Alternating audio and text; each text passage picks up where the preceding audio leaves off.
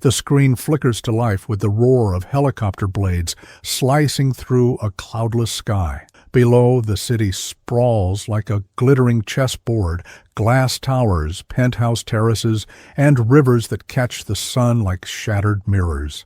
Inside the helicopter, Liam Caldwell leans forward, his jaw tight as he stares through tinted windows.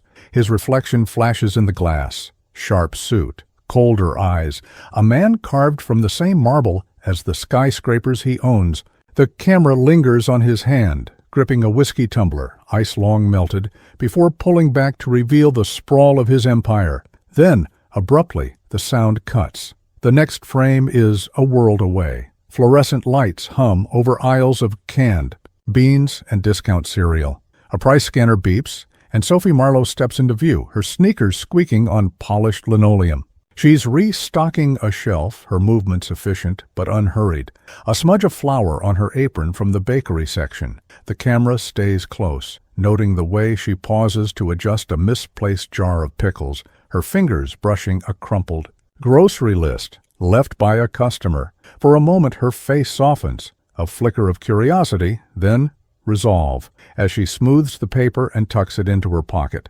The contrast is visceral. When Liam's helicopter lands on a private rooftop, he strides past a valet and into a boardroom where executives wait, their faces pinched. A projector flashes quarterly earnings. "Marriage isn't a request, Mr. Caldwell," says a silver-haired advisor. "It's a necessity. The shareholders demand stability." Liam doesn't blink. "Stability," he repeats, flat. "You mean a merger with a human broodmare?" Cut to Sophie, now at home. A cramped apartment where the smell of antiseptic lingers. She kneels by a hospital bed, adjusting her mother's oxygen tube. "You shouldn't have skipped your shift." Her mother rasps. Sophie smiles, a little too bright. "Mrs. Kwan needed me to cover. Besides, the night shift pays better." She doesn't mention the eviction notice tucked under her mattress. The next scene stitches the two worlds together. Liam storms into the supermarket, tie askew, and collides with a display of wine bottles. They shatter at his feet. Sophie freezes, then kneels to clean up, her voice steady. "Let me get a mop." He starts to protest. "I'll pay for it, just go." But she's already sweeping glass into a dustpan, her hand steady. "Careful," she says, not looking up. Broken glass cuts deeper when you're angry. The line hangs. Liam stares. For the first time in years, he's speechless. The screen fades to black. Weeks unfurl like pages torn from a calendar. Liam returns to the supermarket every Thursday, always at dusk. The first time, he grabs a bag of oatmeal cookies, stale, unopened, and leaves without a word. The second week, it's a bottle of lavender-scented hand soap, though his penthouse smells of mahogany and imported leather. Sophie notices. She notices everything. The way he lingers by the organic tea aisle, fingers brushing chamomile boxes as if they're sacred texts. The crease between his brows when he stares at the discount stickers on almond milk. She starts leaving fragments of herself in the items he touches. A receipt tucked into a bag of pistachios. Why chamomile? Insomnia or regret? A sticky note on a jar of honey. Sweetness doesn't expire. Ask the bees. He finds them, always. One humid evening, as thunder growls outside, Liam stands, frozen in front of the cereal aisle. Sophie watches from the checkout counter, pretending to organize receipts. He's holding a box of cornflakes, turning it over like it's a Rubik's Cube. Her hand twitches. She scribbles on a price tag sticker and slaps it to the box. "You buy things you don't need, or are you running from something you need?" To face? The air thickens. Liam's laugh is a rusty hinge. "Cute," he mutters, peeling the sticker off. But he buys the cereal. That night, he sits alone in his kitchen, the box untouched, and traces the indentation her pen left on the cardboard. Meanwhile, Sophie's world narrows. Her mother's health declines. The eviction notice glares from her desk. At work, she inventories cans of soup, her mind elsewhere. A coworker, Jorge, nudges her. "You've scanned that chickpea can 3 times. She blinks. "Sorry, just thinking." About a man who buys cornflakes like they're holy relics. Liam, too, is unraveling. He scrolls through Sophie's Instagram under a fake account, a Night Owl 99, a generic avatar. Her feed is all sunsets and book quotes, but he lingers on a blurry photo of her hands, ink-stained, clutching a leather journal. "Stories keep me alive," the caption reads. He screenshots it. Their orbits tighten. One rain-soaked afternoon, Liam corners her by the dairy fridge. "Why do you care?" he demands, voice low. Sophie doesn't flinch. "I don't, but you're here. Again." A beat. "Why do you come back?" He has no answer. The bell above the door jingles. A customer approaches, and Sophie steps away, leaving Liam clutching a yogurt container like a grenade. That night, under the guise of insomnia, Liam drives to the supermarket parking lot. Sophie's car is the only one left. He watches her silhouette through the window, head bent over her journal, pen flying. A storm rages, but she's dry, lit by a single overhead light. He doesn't knock.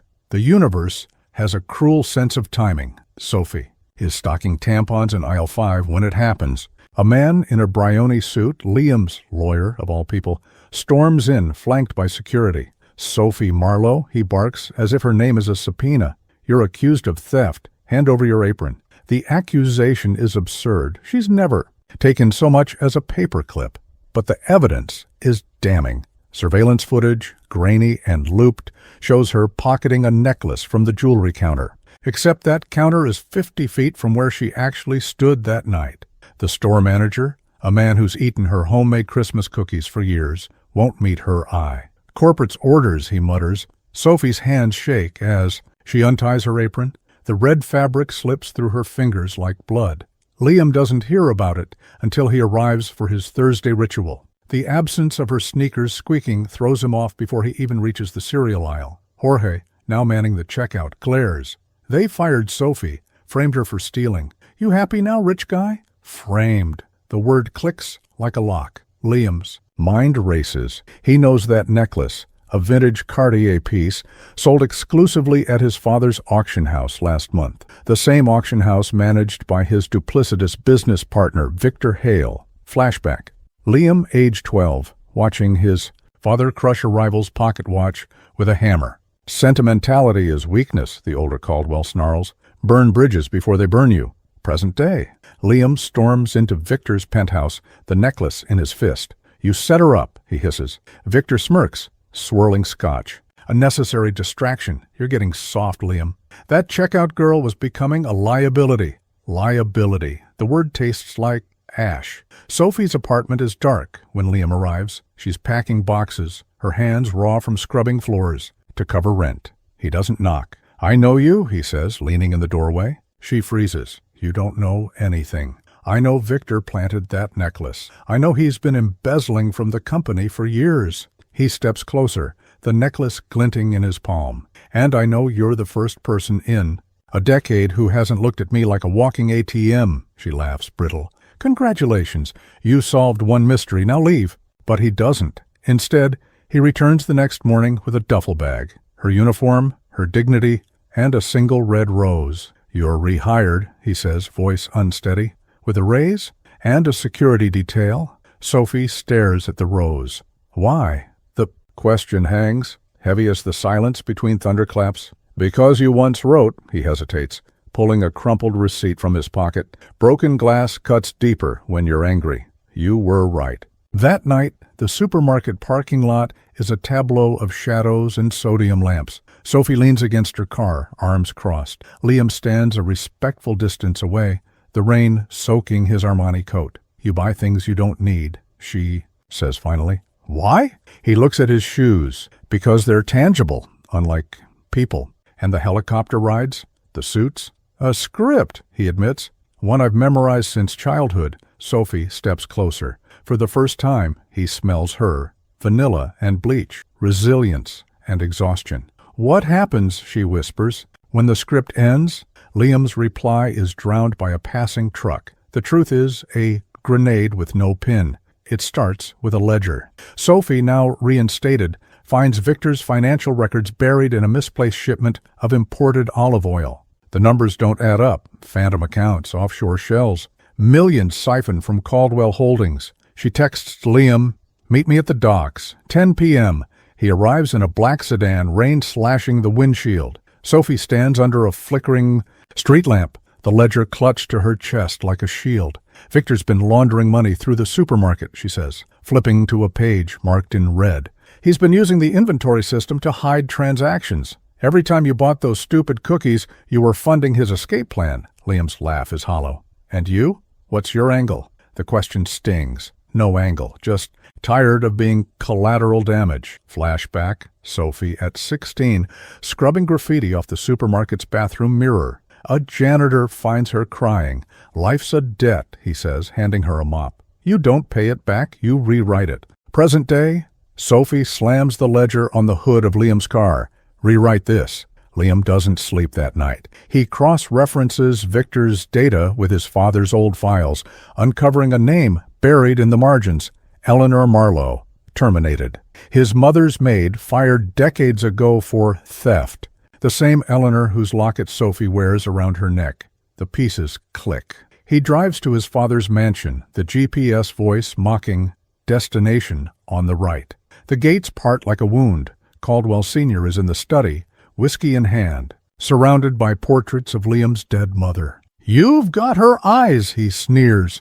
Spotting the locket photo, Liam slams on the desk. Eleanor was a mistake, a charity case who thought she could sink her claws into this family. Liam's voice is ice. "She was your mistress. Sophie's your daughter." The room stills. Half-sister, Caldwell Sr. corrects, unflinching. "And you're just like her, weak. Victor warned me you'd snoop." Meanwhile, Sophie is summoned to Victor's office. He leans back, smug, as she enters. "Liam told you, didn't he? About your heritage?" She doesn't flinch. "You framed me to distract him. Why?" Victor smiles. "Because he'd never choose a bastard over blood, not even for love." The word hangs like a curse. Liam confronts Sophie in the parking lot, rain soaking through her uniform. "You knew," he accuses. "About us. I knew your father ruined mine," she fires back. "Eleanor died thinking she was nothing. You're just another Caldwell lie." He grabs her wrist. "I'm not him. Prove it." The next morning, Liam calls an emergency board meeting. Victor smirks, expecting a showdown. Instead, Liam announces the sale of Caldwell Holdings to fund employee pensions. "The empire's dead," he says, staring down his father. "Time to build something real." Chaos erupts. Reporters swarm. Sophie watches from home, her mother's frail hand in hers. "You love him?" her mother asks. "No," Sophie whispers, "but I think he's learning how." That night, the supermarket glows like a beacon. Liam finds Sophie restocking the cereal aisle, now adorned with flyers for the sale. "I'm turning this place into a community center," he says. "A cafe, a library, whatever you want." She doesn't look up. "Why?" "Because you once wrote that sweetness doesn't expire." He pauses. "And neither does family." The sale of Caldwell Holdings dominates headlines for weeks. Victor is arrested in Zurich, his face splashed across tabloids. Sophie watches the news from the hospital, her mother's frail hand in hers. "He's blaming you," her mother says, nodding at the screen.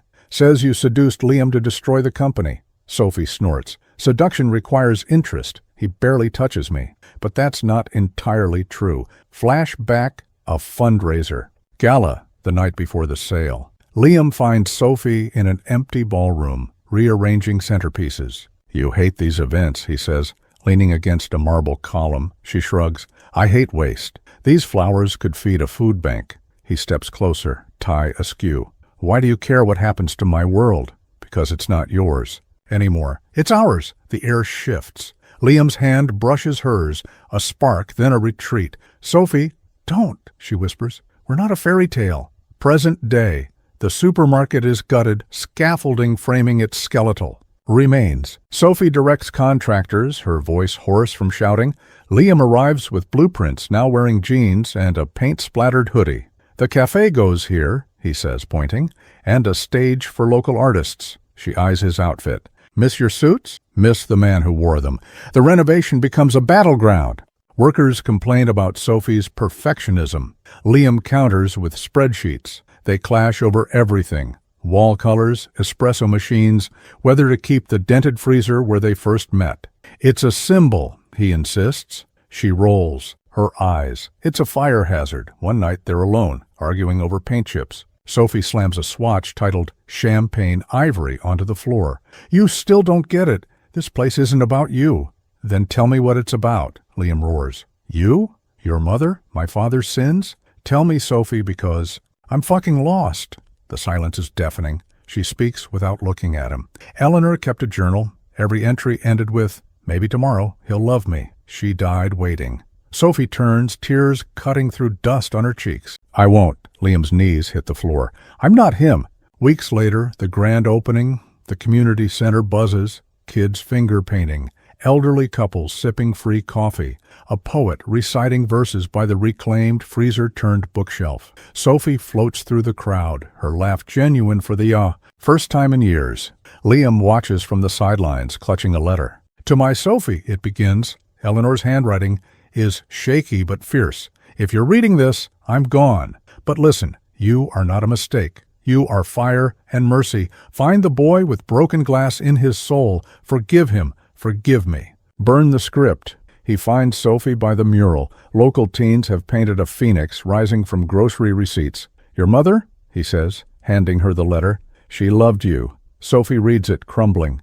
Liam touches her shoulder. I'm sorry, is for what? For not seeing you sooner. Sophie and Liam sit on the rooftop, legs dangling over the city. She sips chamomile tea. He nurses black coffee. Below, the community center glows like a hearth. You ever think we're too broken? She asks. No, he says. Broken things. Let in the light. Epilogue. The unseen. Thread years later, a child runs through the center, clutching a picture book. Sophie, now director of the nonprofit, smiles, her wedding band catching the light. Liam, gray at the temples, juggles spreadsheets and a toddler's snack request. In a quiet corner, Eleanor's journal rests in a glass case, open to the last page. Maybe tomorrow. Tomorrow has arrived. Years blend into a tapestry of small victories. The community center thrives, but Sophie's nightmares still smell like antiseptic and regret. Some nights she wakes clutching Eleanor's journal, half expecting her mother's voice to whisper, "Run." Other nights, it's Liam's hand on her shoulder, solid warm, that grounds her. You're safe, he murmurs, though they both know safe is a myth they've chosen to believe in. Eleanor, age 22, scrubbing the marble floors of the Caldwell mansion. Young Caldwell Sr. watches from the shadows, a whiskey tumbler in hand. You're wasted here, he says, not unkindly. She doesn't look up. I'm exactly where I belong. Present day, Sophie hires a historian to dig into Eleanor's past. The files reveal a woman erased, birth certificates altered, bank accounts frozen. She fought, the historian says. Letters to lawyers, petitions, all ignored. Sophie burns the documents. Some truths are better left buried. Liam, meanwhile, battles ghosts of his own. His father dies in prison, leaving a final letter. You were always your mother's son. Weak. But Sophie, she's a Caldwell. Ruthless. You'll see. Liam crumples it, but the words fester. When a developer offers to buy the community center for triple its value, he hesitates. Sophie finds him at 3 a.m. staring at the offer letter. It's just money, she says. It's never just money, he snaps. What if we're making a mistake? What if this place isn't a monument to your guilt, she finishes. It's a home, ours. The developer, Derek Voss, isn't easily deterred. He's Victor's cousin, and his smile has the same serrated edge. You think this is about real estate? He taunts Liam at a fundraiser. This is about legacy. You're not a Caldwell anymore. You're a punchline. Sophie intervenes, her voice steel. Legacy isn't inherited, it's built. She pours red wine on his $5,000 suit. Oops. Voss buys the adjacent lot, threatening to build a luxury high-rise that would dwarf the center. Protesters rally, students, seniors, single mothers, all chanting Sophie's name. Liam watches. Uneasy. You're becoming a symbol, he tells her. Good, she says. Symbols can't be bought. One sleepless night, Sophie finds Liam on the rooftop staring at the city. You ever wonder if we're just delaying the inevitable? He asks. Voss, Victor, my father, they're all the same. Hyenas circling wounded prey. She sits beside him. Then we stop being prey. Voss strikes at dawn. Fire trucks scream through the streets. Flames devour the community center's east wing, the cafe, the library, the mural. Sophie runs toward the chaos, screaming at firefighters. The journals, the kids' art. Liam pulls her back, his hands trembling. It's gone. he whispers. All gone. But it's not. In the ashes, they find the freezer, a relic from the supermarket. Days intact. Inside, Sophie had hidden Eleanor's journal and a USB drive containing Victor's files. Voss's message is clear. I know what you have. Hand it over. Sophie, age 8, watching her mother salvage a burnt pie from an oven.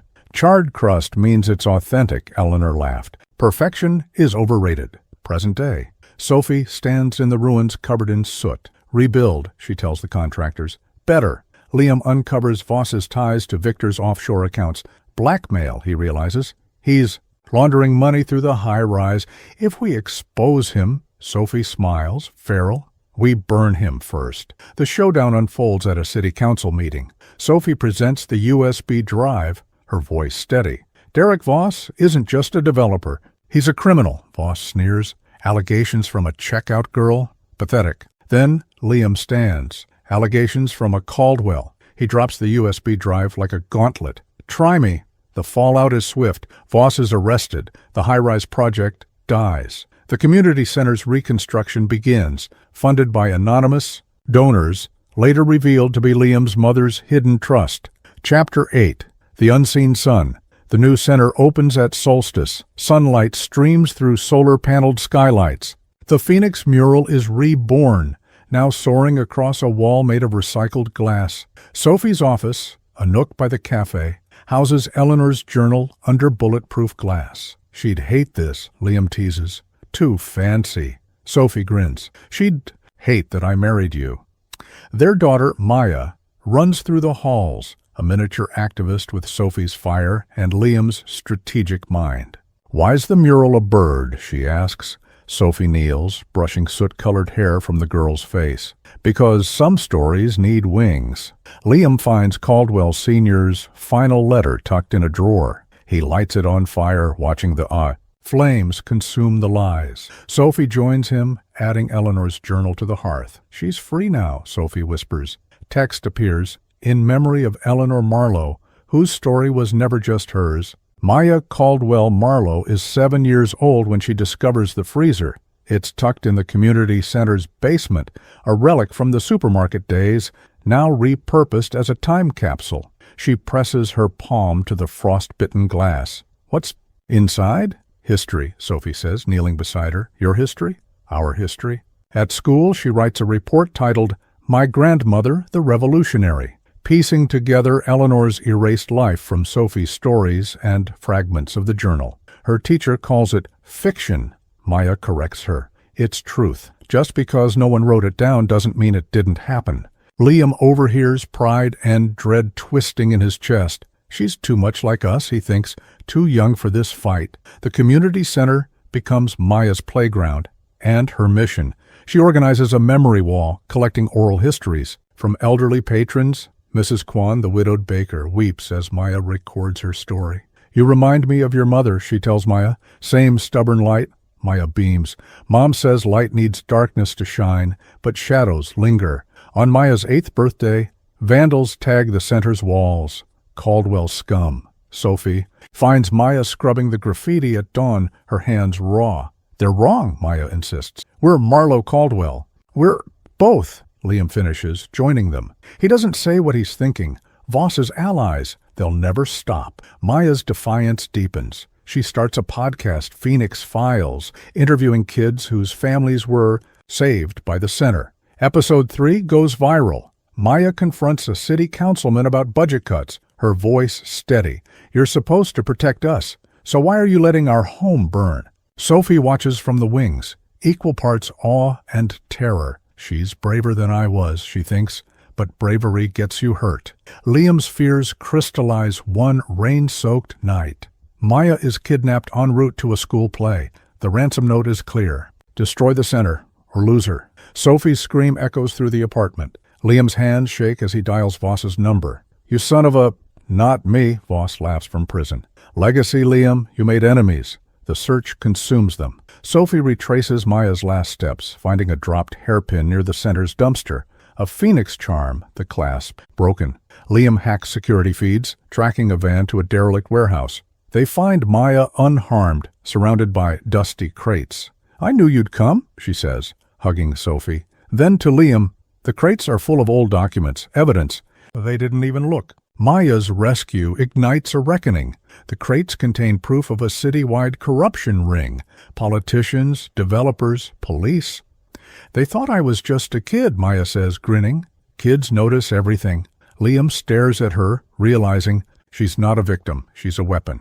Sophie and Liam clash over Maya's involvement. She's 8, Sophie argues. This isn't a game. She's smarter than both of us, Liam counters. You want to lock her in a tower? That's Caldwell logic. Sophie slumps. I don't want her to hate us. Maya, listening at the door, rolls her eyes. The trial dominates headlines. Maya testifies via video, her voice clear as she recounts the kidnapping. They thought I was weak because I'm small. But weakness is a lie adults tell themselves. The judge sentences the kidnappers to 25 years. Reporters mob Sophie. Is Maya following in your footsteps? No, Sophie says. She's blazing her own. The community center becomes a fortress. Maya designs a security system using recycled tech. She trains other kids in self-defense. Legacy isn't blood, she tells a documentary crew. It's what you do. Liam teaches her chess. Sophie teaches her to bake. Maya combines both. Strategies are like recipes. You add heat, watch them rise. Maya, now 16, stands before a crowd at the center's 10th anniversary gala. This place isn't about the past, she says, gesturing to the Phoenix mural. It's about burning the script again and again. Sophie and Liam watch from the back, fingers intertwined. Maya graduates valedictorian, her speech going viral. My family didn't rewrite history. We built a future where history couldn't chain us. She starts a nonprofit, Phoenix Initiative. Against fighting corporate greed. Sophie and Liam are her advisors. In her office, Maya keeps 2 items, Eleanor's journal and a photo of Liam and Sophie at the center's grand opening. Beneath it, she scrawls, "The first draft is always messy."